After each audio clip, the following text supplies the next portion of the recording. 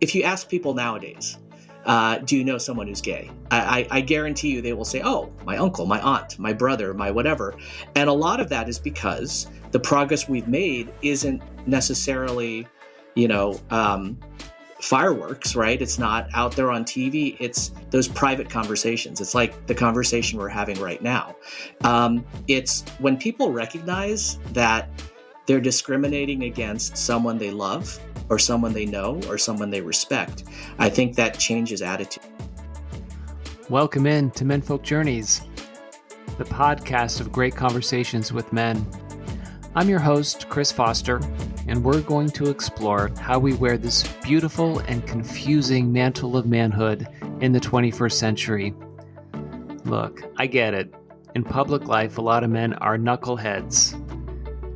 But in private life, we can be thoughtful and we can be reflective if we have the right conversation, if we feel comfortable talking about our story.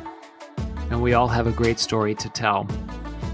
And we can all learn from those stories. We can learn about who we've been, who we are, and who we want to be. And that's why we're going to have this conversation, so we can learn from other men just like us. And in this episode, we're going to talk with my friend Lucio. Lucio gave himself permission to be himself. It took a while, right? He needed to figure out who he was and really appreciate who he is and who he wanted to be as a fully fledged man and what that path was going to be for him moving forward. You know, Oscar Wilde says, just be yourself. Everyone else is already taken. Sometimes it's hard for us to really learn that lesson. I hope you enjoy this episode. Welcome in to Menfolk Journeys.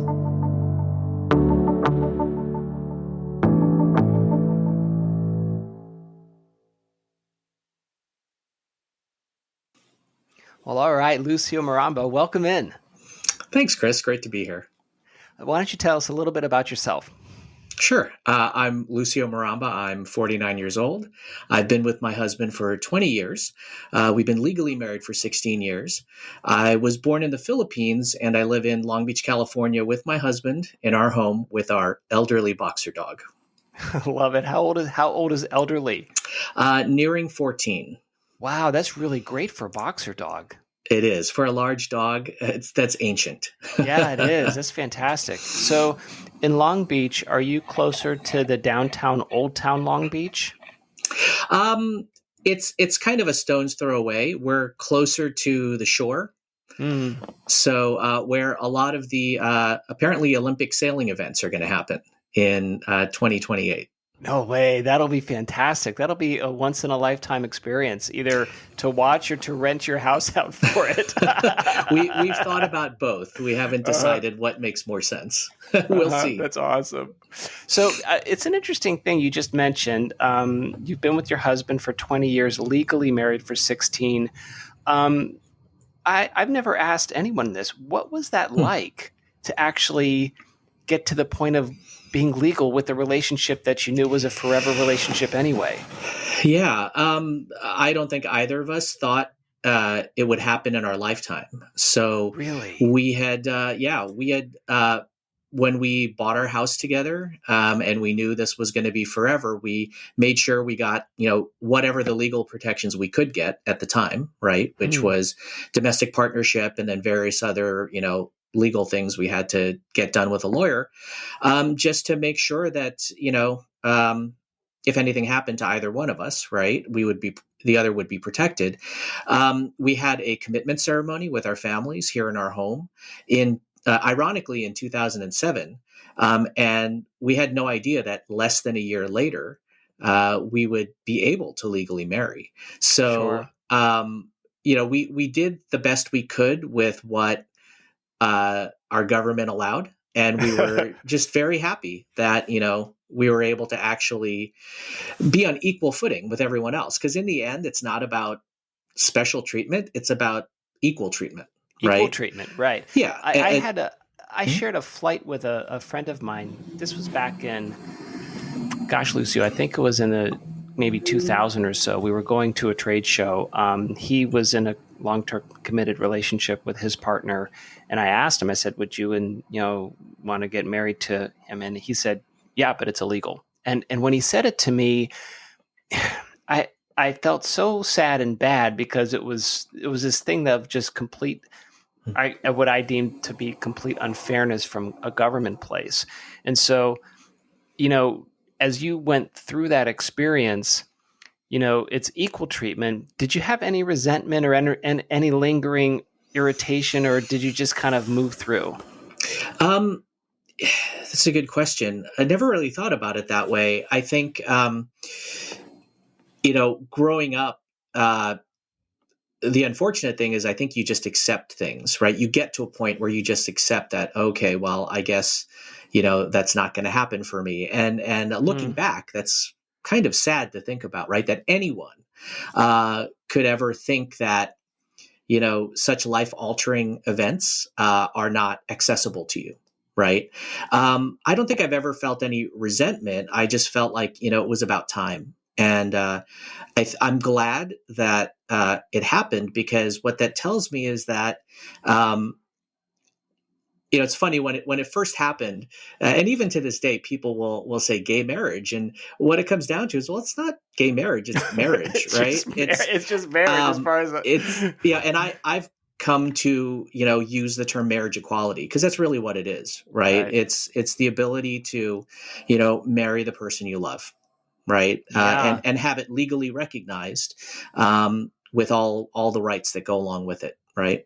So with all the normalcy, and just the normalcy, because it wasn't so long ago that even interracial marriage, right, was prohibited from the government, right? Yep. And it's an interesting thing, because I think for a lot of people, they have no idea what it might be like to not have access to something. Right. Yeah. It's, depending on how you grew up, where you grew up. It's you don't know what it's like to lose something, if you've always had it. Right.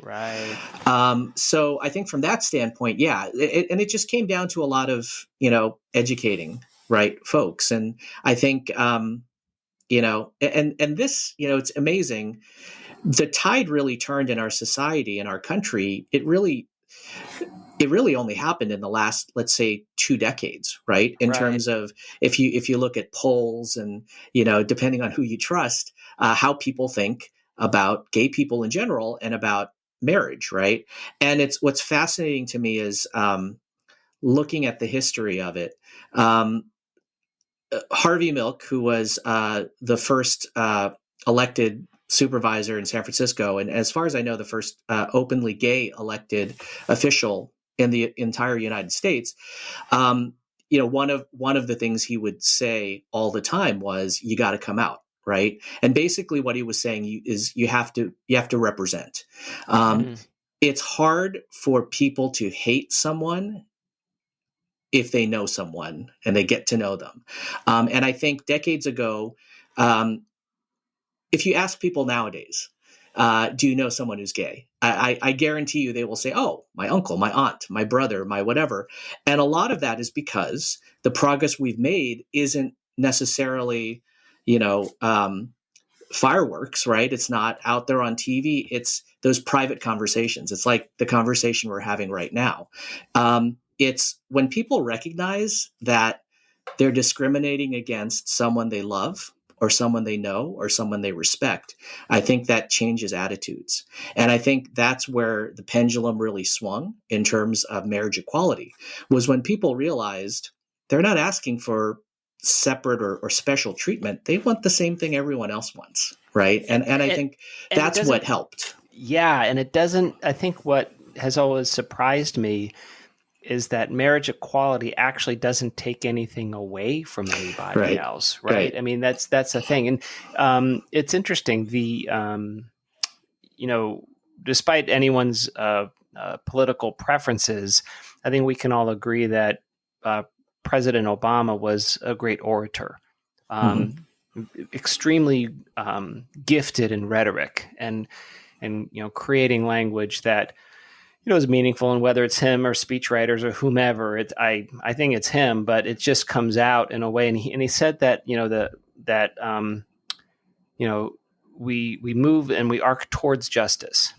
And my wife and I were talking about this, and we think you just said it's just in the last 20 years, and that's, Lucio, that's only 2 generations, right? It's not a lot. And I mean, I remember when the TV show Will and Grace came out, and everyone was excited about it, and it normalized gay relationships in a way that other TV shows hadn't done before. Mm-hmm. And I don't know how impactful that was, but I don't know if you can minimize the impact. And then you walk it forward where I had that comment from my friend on the plane, which I've never forgotten. I've never forgotten how he said it and how he looked when he said it. And then you wind forward 25 years, and we have a Secretary of Transportation in Pete Buttigieg, who has an openly gay marriage with children, and it's a normal part of the fabric of our community and our government and our lives. And so, it gives me hope that the arc does bend towards justice, and that there are regressions and retrogrades, but it still moves forward. I think that for you now as a mature man, and this is just part of the life. It doesn't seem like there's any other way, right? This is just the normal community and the normal life. Yeah. And, it makes me very happy. We decided we were not going to, adopt or have children. And, so, we're the doting uncles. And what gives me faith in our humanity is that, we have nieces and nephews who have grown up, who are now in their 20s or older, and particularly the younger ones who are still in their teens. They haven't known anything different. They just know that they have 2 uncles and they love each other and they're married. And there's nothing strange or wrong, or there's no stigma attached to it. And I'm glad that they're growing up in a world where they don't have that baggage. Right. And that, as you said, the arc of justice and along with many other social justice topics, they're not afraid to speak out. They're not afraid to point out things that are wrong or unequal. And I appreciate that. I'm glad that they're growing up in a world that's moving more towards that arc of social equality, because it's not something that I necessarily grew up with. And so I'm glad that they don't have to fight that, but they still understand, right? That there was a world, there was a time when that wasn't quote unquote okay in our society, but that we are moving towards, a better place. A better place. So you just mentioned now that you didn't grow up in that environment. What environment did you grow up in? How aware were you of this type of lack of equality? Well, so I grew up in the 80s. I grew up, it was in the Philippines in the 80s. No, actually. So I was born in the Philippines, but I never lived there. Oh, Roger. Yeah, okay. My parents worked, internationally. Okay. So, we went back to the Philippines for me to be born, but we were actually living elsewhere in Asia at the time. By the time I was 3 years old, we had moved to Maryland, just outside of Washington, D.C. And I grew up most of my life there. From 3 to 14. There's 3 years I lived in Africa, in Nairobi, Kenya, because of my dad's job. So I went to high school there, and then I moved back for college.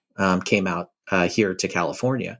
So I kind of grew up everywhere. I still consider Maryland my home, although I have very strong relationships with friends of mine from high school that I met in Africa.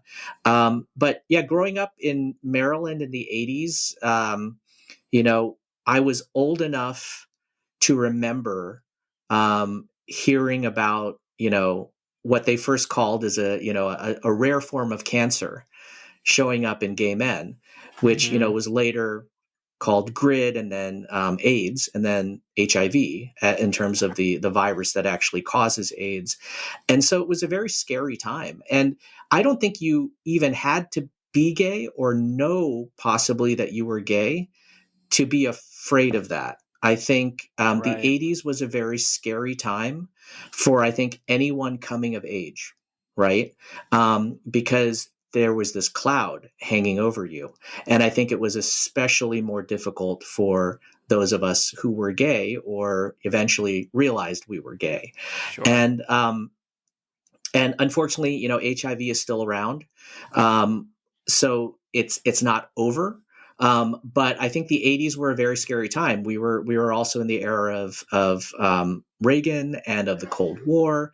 There were a lot of fun, but also strange and scary things that happened in the 80s. No, So, that's true. There's I'm doing actually a presentation on generations and kind of mhm, primary characteristics of various generations. For marketing, communications, and the like, and going back. Looking at the time in the 80s, the Gen Xers who grew up mhm, in the 80s, and thinking about um,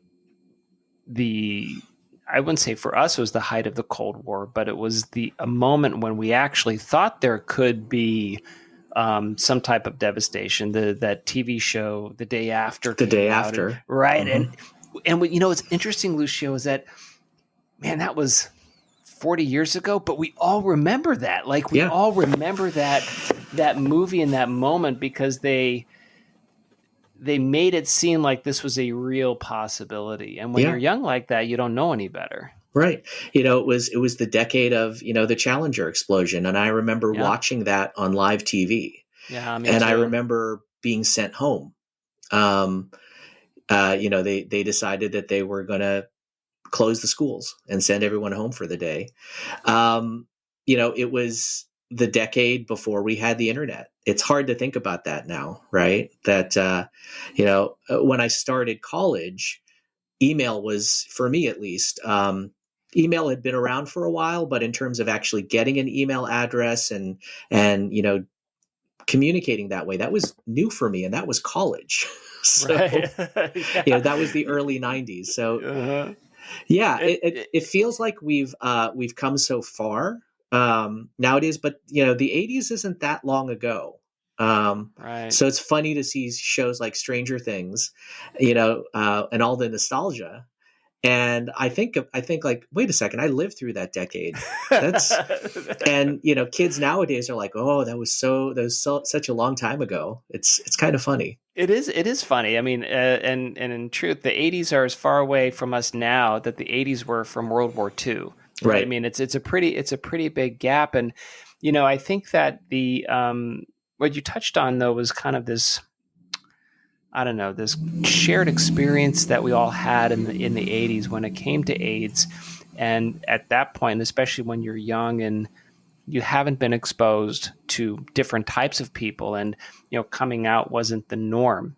Hmm. And for me, and I would say I'm ashamed to admit it, but I can't be ashamed per se because I didn't live any other way or didn't know any other way. But I actually didn't know any openly gay people until I went to college. Now, Hmm. I grew up in Pittsburgh, and I'm sure that there were young gay men and young gay women that I went to school with. Of course, there were. Right. Either they didn't know, they didn't feel comfortable, they were still kind of, figuring out themselves. So it was an interesting thing in terms of exposure, Hmm. where by not having exposure, it becomes um, something I don't know anything about. And usually, if you don't know something about something, you might be uncertain or skeptical, or just either not curious, but more I should say susceptible to a media coverage or a persuasion or uh, a discrimination that people Hmm. have, right? So Right. when you were growing up, did you feel a, hey, I think I might be gay, is that's okay, or I think I might be gay and I can't tell anyone? Yeah, I think so. It's funny. I can only talk about my journey. Yeah. I do have a lot of friends who knew very early on. With me, it was more of a discovery. Hmm. Um, but hindsight, you look back on your life, and I didn't really discover that I was, at least not straight until I was maybe 14 or 15. And then it took another 5 years, me being in my second year of college, before I really recognized that I was. But hindsight being 2020, I can look back on my life all the way back to, 6 or 7 and go, Interesting. yeah, I pretty much knew back then, but I didn't know that that's what gay was. Sure. And for me, it was more of a discovery. But what I tell people is, this is how I was. I don't know any other way. But I can trace back to it, as young as 6 or 7, and recognizing that, oh yeah, I was definitely gay, but it took me until 19 to really accept it. And what helped was being in college and being surrounded by people I trusted. And I happened to be in a fraternity at the time, and my big brother in the fraternity came out my first year. And Wow. watching how he was able to do that and how our friends rallied around him, it was such a safe space. And it really cemented for me that, this is the route I need to take if I'm going to be happy. If I'm going to find any way to find, happiness in this world, I've got to be myself. And it was really wonderful to have my fraternity big brother kind of literally pave the way for me, because I could literally see how our friends reacted to it, and realize that I was surrounded by people that, loved me and accepted me no matter how I was. So that was wonderful, awesome. And congratulations on that fraternity and those brothers and those young kids to being accepting and to helping that runway get paved. Yeah. So I'm assuming that was Southern California you went to school. Yes, that's right. So that might have been different if you were if you went to Notre Dame, right? Or Villanova, or some other place that maybe wasn't as open, or where people could feel comfortable being open. But you said something really interesting where, Lucio, it's like you didn't have the vocabulary and the words for how you felt when you were young, which makes total sense, right? And you knew that you were something, but you didn't quite know how to say it or phrase it. I think now, though, because like you said, it's only 2 generations that it's become more common and open. And, you hate to say the word normalized, but it's just normal. It's just people being people. That I think, and I guess I'll ask you, do you think that affords younger people who know that they're gay to feel more comfortable being open and more in themselves earlier in their lives? Yeah, I think, I really believe in representation, right? And visibility. You never know. Doing a podcast like this, being on stage, performing, taking a meeting in a business situation, wherever you are in your life, you never know who is going to be observing, who is going to be watching, and what they're going to take away from that interaction. And, I have the opportunity with the Gay Men's Chorus to do diversity and anti-bullying programs, and I around the LAUSD. It's approved in their curriculum, and we tell our stories, and we sing and share our music, and we know, based on surveys, and we've been doing this program for more than a decade now. We know that there are individuals in the audience, right? Teens who are questioning or who are gay, but who haven't come out either to themselves or to the larger world.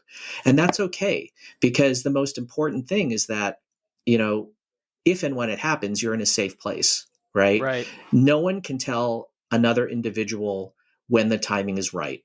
They have to know themselves, and they have to be in a safe place to do it.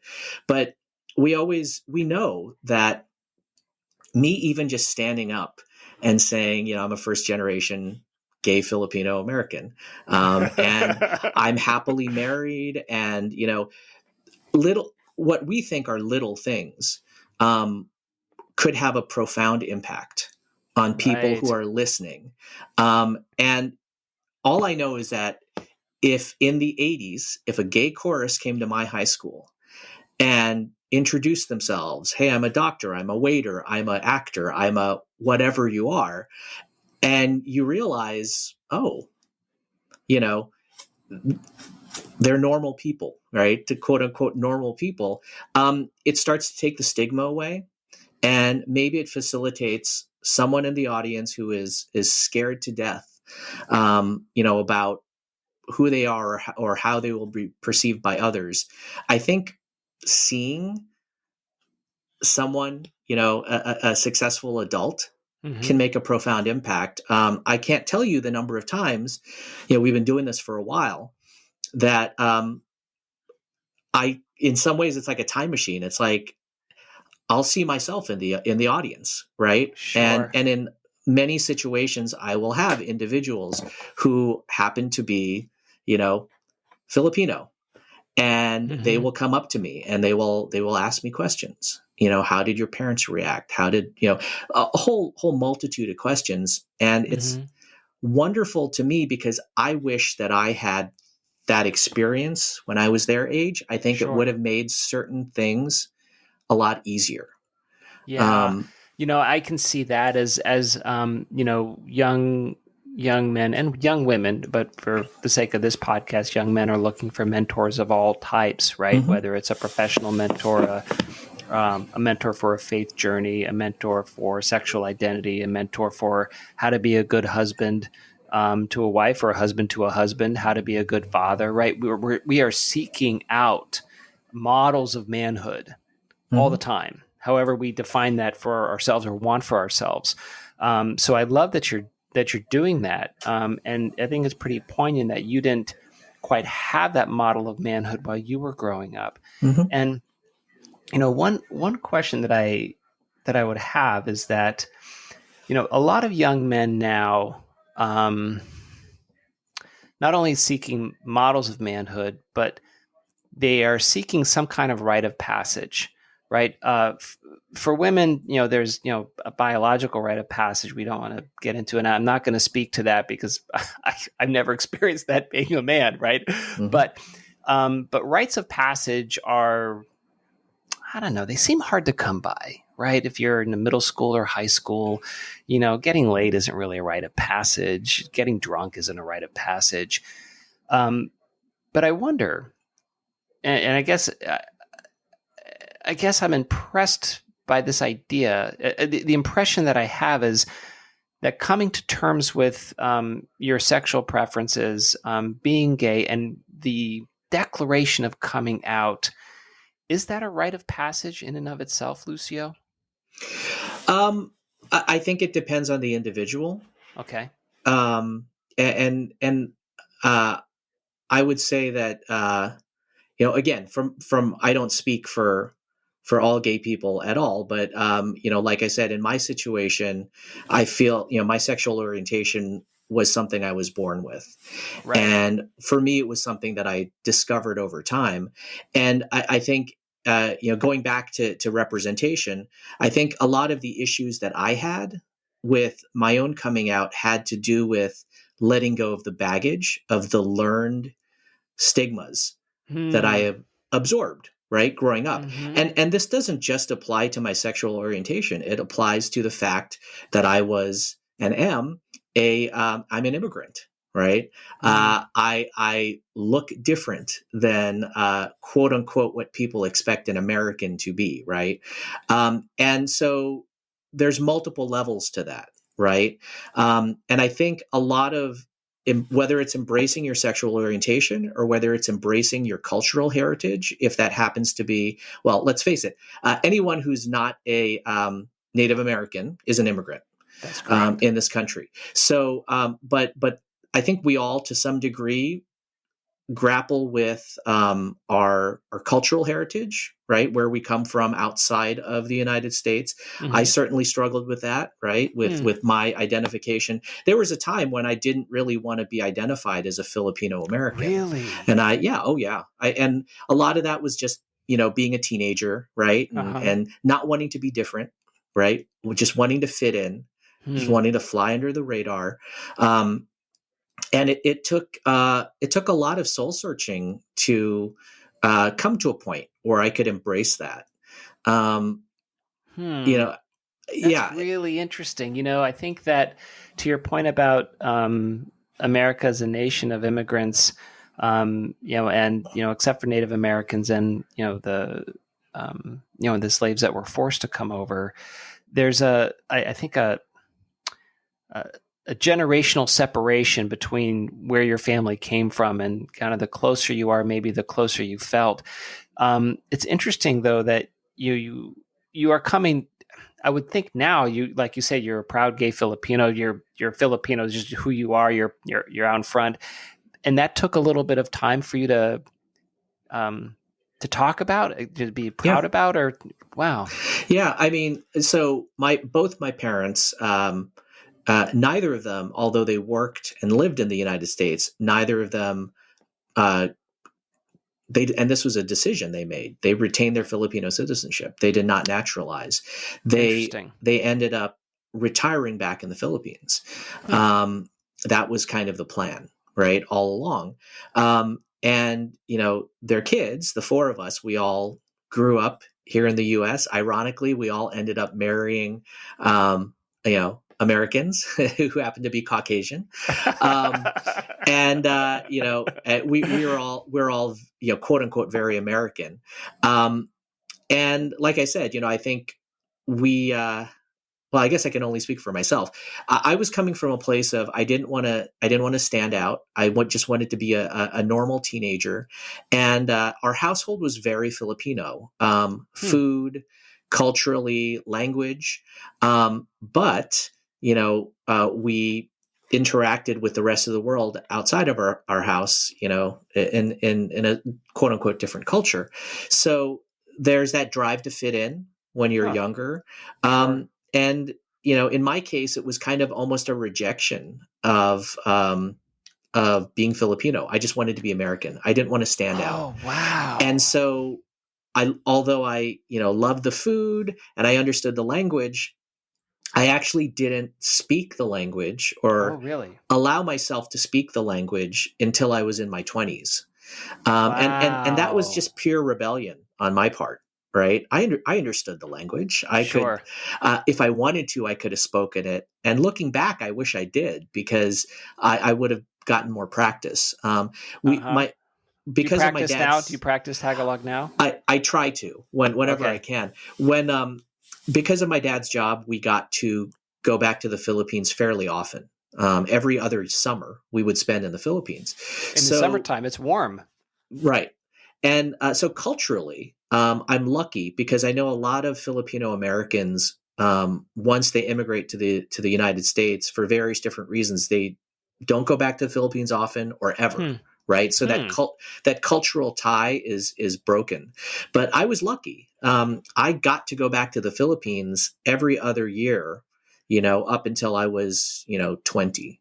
Right. That's wonderful. So I'm very familiar with my family, my extended family, with the culture, with the language. But I had to get over myself. I had to get over the whole, oh, no, I'm not going to speak the language. I'm American. I had to get over myself before I could allow myself to start speaking the language. And my I never studied it. It's something I picked up just from my parents. So my Filipino, my Tagalog is not great. But I wish I started speaking it earlier, because it was more about a mental block than it was the ability to do it. We'll be right back.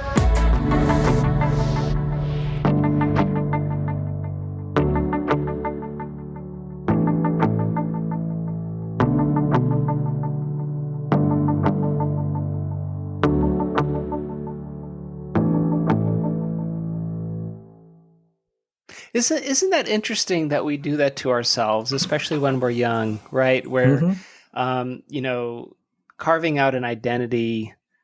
I don't know, Lucio. It might be something where we have to do some kind of rebellion, right? We have to push away from, either the security or the protection, or to figure out our own selves away from where we grew up, to figure ourselves out independently. Every single children's book, well, not every single, but most children's book talk about a child going on to the adventure, Mm-hmm. right? I think of Mickey in the Night Kitchen, or Where the Wild Things Are. I'm a big Maurice Sendak fan, and it's Mm-hmm. always about the child moving into a place, but knowing they can always come back home and there's safety and sanctuary. Mm-hmm. But that experience going out is so key, right? Absolutely. Where there is danger. Yeah. I mean, it's funny because earlier I talked about how, the 80s, there were elements of the 80s that made it scary to grow up in. But at the same time, we had, movies like The Goonies, right? Which Right. was huge for me. And I'm glad it's being rediscovered now in this generation because talking about representation, although the actor was not Filipino, he was Asian. And he was, recognized as part of the Goonies, part of the club. And it was one of the first and only times that I kind of saw myself on the screen. So, Wow. you think, oh, Goonies, it's just a, dumb kids movie, but it was a big deal because it also represented a multicultural group. Yeah. And they didn't tease each other because of their differences. They were better because of the differences. Sure. And they recognize that. And so I think that's why that movie still is plays an important role and is being rediscovered by the current generation, is because even back in the 80s, there's nothing subversive about the Goonies. It was about a group of friends who enjoyed each other's company and recognized their differences and were stronger for it. I love it. I love that, because you don't know what impacts you growing up, right? You don't until later. You don't know how or maybe why certain things are so important, Mm-hmm. right? I think, and I love the idea that you could watch the Goonies and pull something important out of it, and maybe show you a value, right? A value of equality, a value of collaboration, Mm-hmm. that you recognize internally. You're like, oh, that's one of my values, Right. right? So as now that you got much more perspective, what kind of values do you live by, to be and kind of maintain the man that you are? Wow. Yeah. So it took a lot of time and a lot of therapy in my younger years. And a lot of borrowing from friends and mentors and individuals who are much wiser than me to really find kind of what's important to me. And I think that's how the world works, right? I think whether we know it or not, we're looking for examples. We're looking for good examples. Mm-hmm. We're looking for mentors Mm-hmm. to show us what's possible, right? To be demonstrative. And so what I've learned from my mentors, from the individuals that I know and respect, um, is to lead with kindness, right? To Mm-hmm. keep an open mind, to respect others' views and boundaries, but also, know your own, right? Um, I really value individuals who can speak their mind diplomatically, respectfully, and have those types of conversations. I've learned, not to be afraid of learning new things, and I think probably the biggest thing that I've learned at this point, and something I value the most, is just communication. It's the ability to sit down and have a conversation with someone, and not just have a conversation, but also, when necessary, have awkward conversations or be vulnerable, right? Because I think Mm-hmm. no matter what culture you're from, I think I think a lot of us are taught to avoid conflict, to avoid awkward situations, to hide vulnerability, right? When you're communicating with other people. And in my experience, that only leads to confusion, right? Mm-hmm. And possibly hurt feelings. And so I appreciate when I can sit down with an individual and build a relationship, build a friendship with them, because being able to be vulnerable, being able to have open communication, I think is the bedrock of any friendship that's going to last. Yeah, no, I love that, Lucio, and I wholeheartedly agree. And I think we've lost a lot of that art of conversing. I was not around, at least I don't think I was, or I can't remember when I was around in the 16 or 1700s and the like. And there wasn't radio, Mm-hmm. there wasn't television, right? Not even electric lights. What did people do? They went to the pub, they went to the bar, they played cards, they conversed, they talked with one another. There was a way in which they would connect, and the only way you could connect is actually talking or writing to somebody Mm-hmm. else face to face, right? In a human way. I am sad for this younger generation that, has phones and communicates via text and communicates via DMs, or via Facebook, because then there's no real conversation. Mm-hmm. And it's as a primary mode of communication to use a phone, which is a barrier between somebody and someone else, where the intonation, the inflection is stripped from the communication, so you don't understand nuance or perspective, or like you said, you can be confused when Mm-hmm. someone communicates to you. I think that's problematic. Yeah. And well, go ahead. I was going to say, I often find myself in my line of work, whether it's, in the corporate side and direct response or analytics, or whether, it's on working in a theater. I'm also an audio engineer. At this stage in my life and in this stage in my career, I have a lot of experience managing people. And I find that as a mentor, particularly with younger individuals who are still in, just out of school, early 20s, part of being a mentor is also kind of being, a bit of a life coach.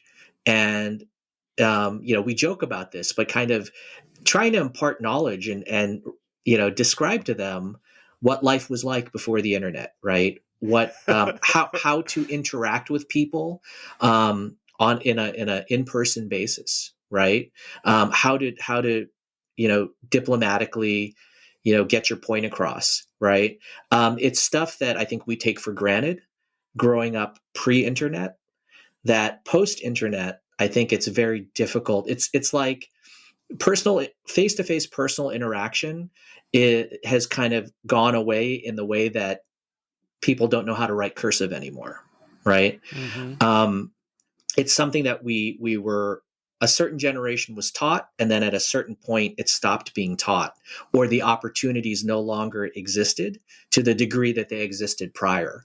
And so it's about exercising those muscles, or in some cases, if I'm mentoring someone in the theater and talking about how do you interact with a client, right? It's stuff that's elementary to us, but in some cases I'm telling and relaying this information to a person for the very first time. And it's learned. It's elementary for It's us, but it's learned for them. right. It's like learning a new language or exercising, right? You got to learn how to do it properly, and then it's about repetition, right? And it's about exercising those muscles, so that it starts to become natural. And so what I find is that, as a mentor, I'm finding that a lot of that has to do with personal interactions, Yeah. right? How do you coach someone, without being pedantic about it, without being condescending, but how do you, teach someone just even the basics of personal interaction, so that they have that skill set to succeed, right? Right. You can't expect someone to succeed if you don't set the expectations and then give them the tools for success. Show and Yeah. model, right? It's kind of like, the show me, coach me, model me, how to actually do it. I think it's interesting though. You just said that you work in the theater and you're an audio engineer. So so I'm straight, you're actively involved in the Gay Men's Choir. You also run your own business in direct response marketing. You are also an audio engineer. Mm-hmm. also. So it sounds like you had an eclectic growing up and you've carried that with you into your adult life. Yeah, absolutely. And at certain stages of my life, it was slanted more one way than the other, right? But at this stage in my career, um, you know, I'm lucky in that I get to focus on things that I love to do and I'm passionate about. So I can find a balance between working with my corporate clients and an industry that I've worked in for 27 years now and running. Um, at the same time, also work on opportunities in the theater or doing post production or so forth on the audio side, which has always been a passion of mine since growing up. When I was younger, speaking about stigma, um, and I think this crosses all cultural barriers, but there are certain careers that are encouraged and others that are not. And a lot of times, anything that's arts related is, oh, that's fun. That's nice for you to do extracurricular, but when are you going to get a real job, right? But Sure. don't you really want to be a lawyer or a doctor or a businessman or whatever? So I think for me in particular, it wasn't actively discouraged finding a career in the arts, but it wasn't necessarily actively encouraged either. Right. And so a lot of us, and I know in my situation is, you grow up thinking that okay, there's the acceptable careers where you can make money, and then there's the side projects you can do. And I'm glad that nowadays, I think. The thing that folks are getting right nowadays and is being more and more acceptable, it should have always been acceptable, is that work life balance and also finding a career that you love or multiple careers. I think that's another thing that was frowned upon when I was growing up, right? It was like, no, you find one career and you just do that for the rest of your life. You stick with that for your whole life. But you said something about work-life balance, but it's interesting because in some ways, though, it's like your work and your life is not, yes, it's balanced, but it's blended, right? Yeah. The idea that you don't separate, oh, this is my private time and this is my work time. It's all kind of blended, where you seem to me a person with eclectic interests that is just interested in being who you are, and so naturally the next conclusion or the next action is, well, I'm going to do the things that I enjoy. Mm-hmm. Yeah. And I think I'm a person who tends to be very pragmatic, right? When I was younger, it was tough to think about taking risks. And as I've gotten older and gotten more experience, I realized that if I'm passionate about something, but I'm not willing to take a risk to pursue something, then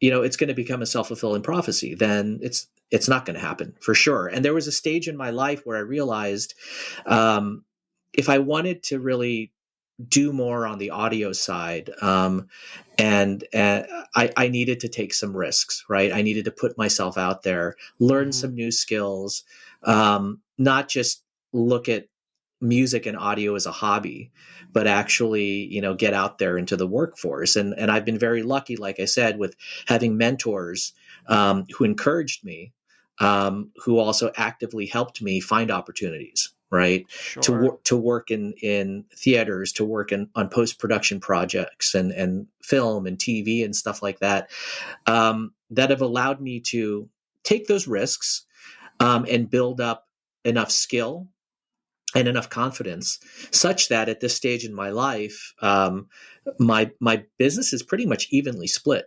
between, not to get too pedantic here, but even income wise, not just passion wise, but, and there it's viable.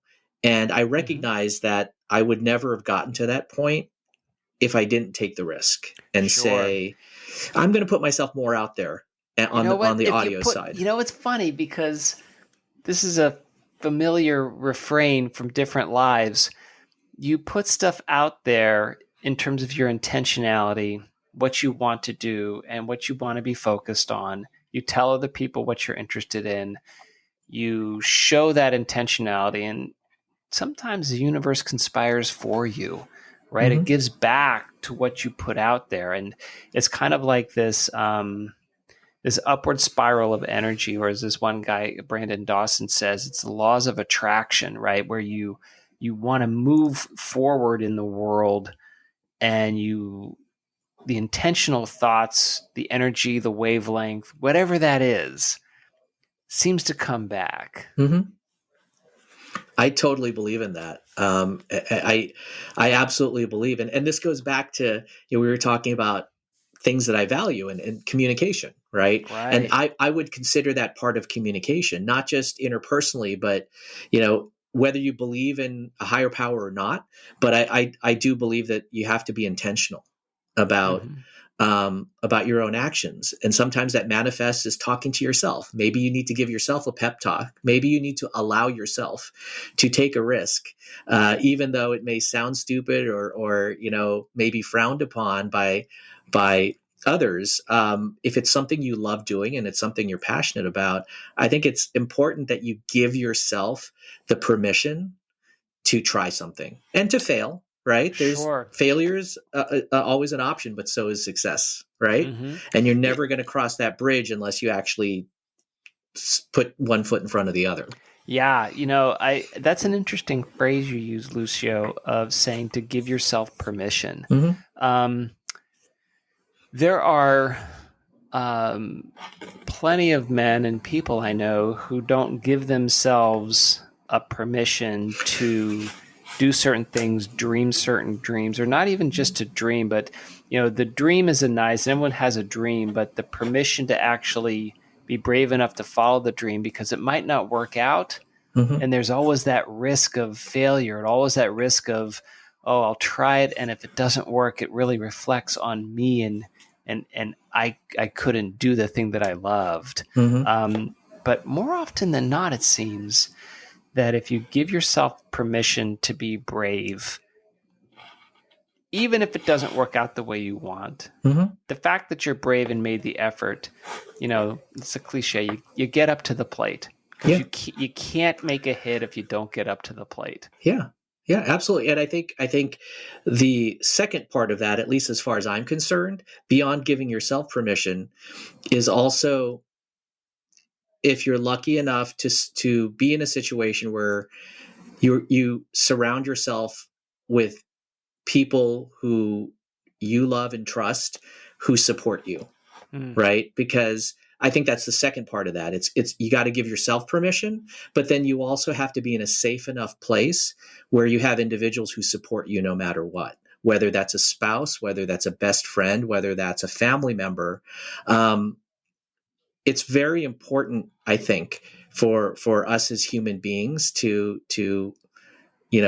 have that kind of communication and that support, because if something doesn't work out, if something fails, or if you succeed, it's so much better when you're able to share that. Yeah. Both the failures and the victories, right? Yeah. For different reasons. And again, it comes down to that personal interaction, right?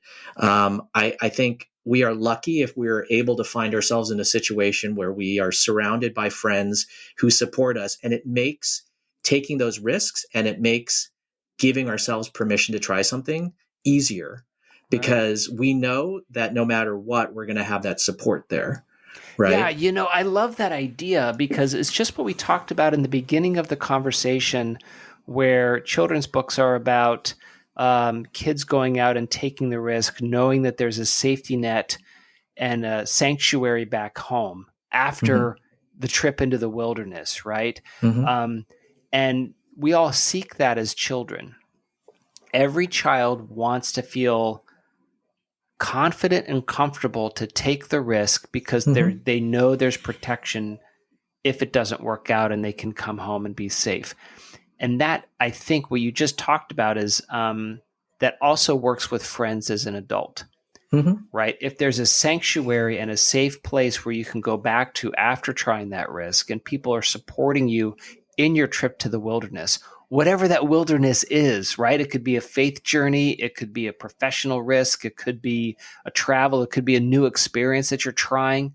Mm-hmm. What I find so beautiful about these stories that have existed forever, about, the trek into the wilderness.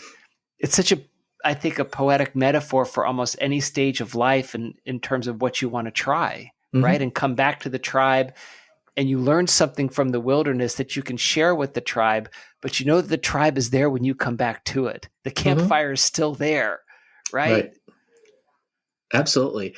I think what I appreciate so much about, in my case, my spouse happens to also be my best friend, is Yeah. um, I know that the support is always going to be there if I risk something, but I also know that he knows me well enough.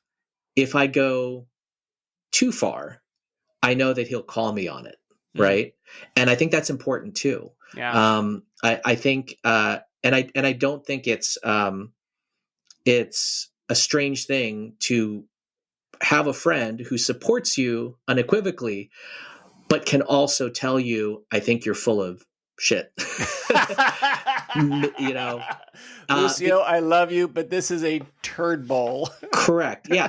I think that's just so important in any relationship, whether it's a romantic relationship or whether it's a friendship, is that, when you can be vulnerable and you know that person well enough, that they know that you support them, but that they will also rein you in, right? Sure. If there is something that is just not right, and I think that's important. I think that we often think of our world or friendships as black and white, and it's not. There's so much gray area there, Mm-hmm. and there needs to be that push and pull, um, because if you are with someone that you trust and you're vulnerable with, and you know each other well enough, sometimes they can see things that you're blinded to, and Right. that's important as well. The blind spot. Well, it sounds like you have a beautiful relationship. It's enviable, for many people in their lives who never find it. So congratulations on that. That's Thank fantastic. you. I do have one final question. Mm-hmm. First of all, thank you. This has been a fantastic conversation. I knew it would be. So thank you for that. Who is someone that you know that I don't know that I should meet? Ooh.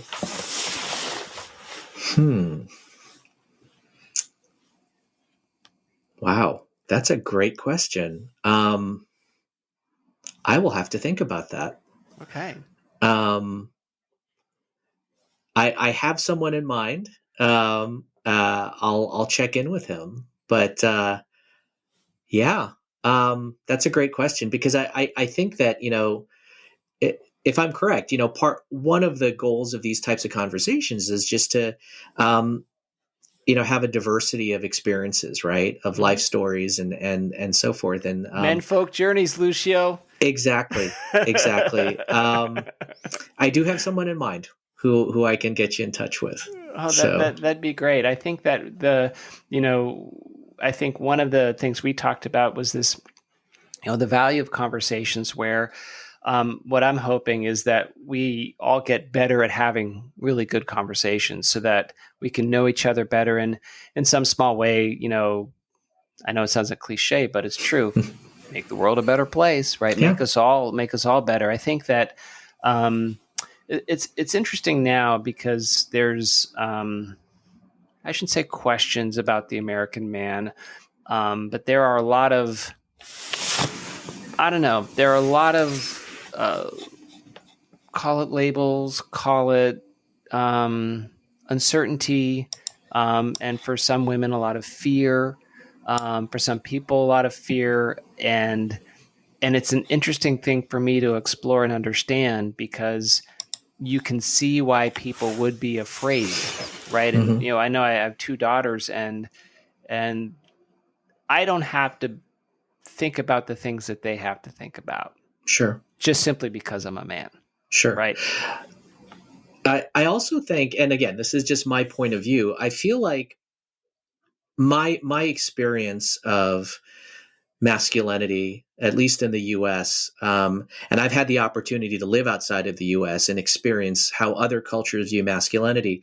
I feel like the concept of masculinity, at least in our country, how do I put this? It's almost like there's a nostalgia for something that didn't necessarily even exist, right? I feel like every generation struggles with what does it mean to be a man and what does masculinity mean? And I think every generation thinks that this is the first time they've ever questioned that or thought about that. And so I feel like a lot of us try and find examples in the past, and sometimes we cling on to examples that even at the time were not necessarily what everyone thought was masculinity, but we cling on to those we cling on to those examples, like, oh, the Old West, or John Wayne, or whoever.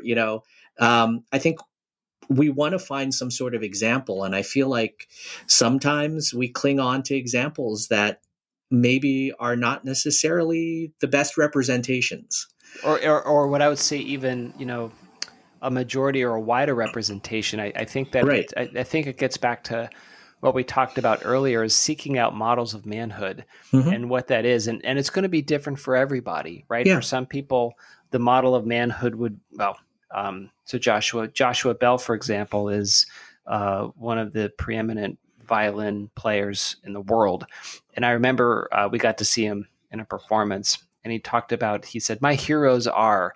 I was like, oh, that's so interesting, right? Because he talked about a man who was a musician being a hero. So his model of manhood was someone who could play an instrument beautifully, right? And be kind of connected to that instrument to bring joy. And that's very different than how a lot of people would consider a model of manhood to be. Sure. Right. So it's individual. Well, and you commented when we started about, how I dress and my penchant for colorful things. Color.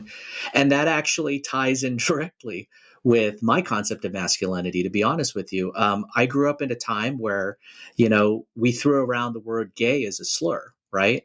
And even within my siblings. And, one of anything that was weird or strange or different, you would call in a negative way gay. And one of those things was I always, for as far back as I can remember, I always loved colorful things. I loved rainbows. I loved, flashy clothing, right? It was and always has been, it felt like me, sure, a representation of me. But there was a time in my life where I learned, maybe I want to say it was like the age of 4 or 5. I learned that other people thought that was gay. And that was a negative thing, right? It was a taboo thing. So I took away permission to dress the way I wanted to dress. I didn't dress as colorfully for a long time. And even when every now and then I'd pick something flashy, you would hear negative comments about it. And I sort of went back and was like, oh, okay, that's not cool. And when I finally got to a point after I came out, but even after I came out, it took a couple of years to kind of get to a place where I could give myself permission to dress the way I wanted to choose what I wanted and not care. Right. And if I were to look back, for me personally, I would say that one aspect of my own masculinity was not caring anymore, was not caring what other people thought about how I dressed or what I chose to wear. Because in the end, it doesn't matter. I can't control how anyone else interprets me, but I can control what makes me happy. I love it. You gave yourself permission to be the man you are. I love it. The way I dress does not impact who I am or how I feel. And again, I can't control how other people interpret that. Other people feel. Yeah, but you gave yourself permission to be yourself, right? I mean, that's what Oscar Wilde says. Just be yourself. Everyone else is already taken. Yep. Who else are you going to be, right? Exactly. Who else are you going to be? I love it. Lucio, you're fantastic. Thank you so much for this conversation. Thank you, Chris. Thanks for inviting me, and it was great talking with you. It was wonderful. Have a great evening. Thanks. You too.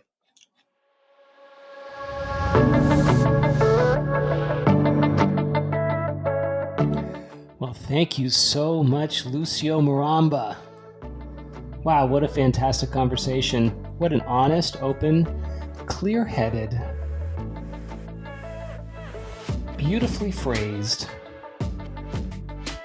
thoughtful conversation about his past, about him discovering who he really was. Even though he might have always known who he was, he had to give himself this permission to be who he wanted to be. I love that story of him talking about wearing color, right? In the past, he was either nervous about it or thought he'd be teased, but in the end, he said, "Good. I love color. I love wearing color. Why can't I just be me? Why can't I give myself permission to be me?" So what did we learn from Lucio?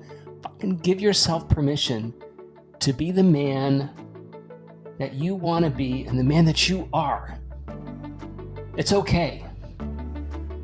Be yourself, because everyone else is already taken. That's what Oscar Wilde said. It's one of the best phrases around in terms of self-realization, self-actualization, and becoming this man that you want to be, and being everything that you can be. You know what? If people have a problem with that, as long as you're not an a-hole, forget them. Be yourself. Be yourself. Well, I hope you enjoyed that conversation. I hope you enjoy this podcast. I thought that was a marvelous conversation. It's why we do it, right? So we can learn from other men, and we can figure out how we want to get better ourselves, about how we can have better conversations with other men, and of course other women too, but just better conversations so that we can all get better together. If you like this podcast, please share it with folks. Let other men know. Subscribe, listen to other episodes, and come on my show. Visit menfolkjourneys.com, book a conversation. I'll make you feel comfortable, and we'll have a great yik yak so we can all learn from you too. Thank you for listening. Word bid Falarid.